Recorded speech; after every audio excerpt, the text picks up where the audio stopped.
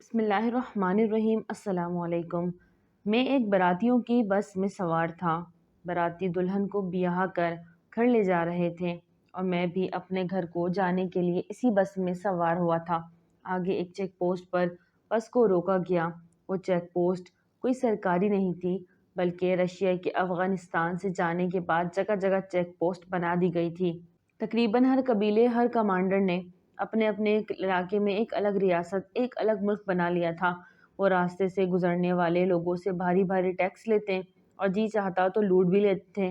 میں بھی جن باراتیوں کی بس میں سوار تھا، اس بس کو روکا گیا اور تمام باراتیوں کو لوٹ لیا گیا، یہاں تک کہ وہاں پہ موجود ایک وحشی کمانڈر کو وہ دلہن بھی پسند آ گئی جس کو وہ بیاہ کر لے جا رہے تھے۔ کمانڈر نے دلہن کو پکڑا اور گھسیٹ کر بس سے نیچے اتار لیا۔ دلہن نے مزاحمت کی جس پر دولہے کو وہیں گولیوں سے چھلنی کر دیا گیا۔ ایک قیامت برپا تھی، آسمان پھٹ پڑا تھا۔ یہ دیکھ کر میرے پیروں تلے سے زمین نکل چکی تھی اور سانسیں رک چکی تھی۔ اس دل دہلانے والے واقعے کے بعد میں گھر پہنچا، میری آنکھوں کے سامنے دھواں تھا اور مجھے میری جان مجھ پر بھاری لگ رہی تھی۔ رات بھر میں جاگتا رہا اور سوچتا رہا، ہماری پڑھائی کا کیا فائدہ، ہمارے علم کا کیا مقصد، یا تو ہماری سانسیں نہ رہیں یا پھر یہ نظام ظلم نہ رہے۔ صبح میں نے اپنے قریبی دوست سے موٹر سائیکل مانگی اور ہر مدرسے، ہر مسجد گیا۔ سب کے سامنے میں نے یہ بات رکھی کہ ہمارے مدارس کا کیا فائدہ، ہماری تعلیم کی کوئی حیثیت نہیں جب ہم اپنے لوگوں کو فائدہ نہ دے سکیں، ان کو اس ظلم سے چھٹکارا نہ دلوا سکیں۔ سب کو میں نے کل اپنے مدرسے میں دعوت دی اور کہا مل بیٹھ کر اس مسئلے پر کوئی حکمت عملی بنائیں۔ آپ کو یہ جان کر حیرانی ہوگی، وہ تمام طلباء، وہ تمام ائمہ جن کو میں نے دعوت دی تھی، وہ کل کا انتظار نہ کر سکے اور رات کو ہی میرے مدرسے میں جمع ہو گئے۔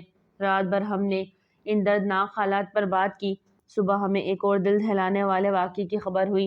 ایک اور کمانڈر نے ایک شریف فیملی کا گھر لوٹ لیا اور اس گھر کی 2 نوجوان لڑکیوں کو بھی ساتھ لے گئے تھے۔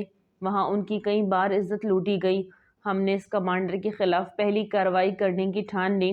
وہ کمانڈر جہاں ان لڑکیوں کو لے کر گئے تھے، اس جگہ کو پاشمان چوکی کہا جاتا ہے۔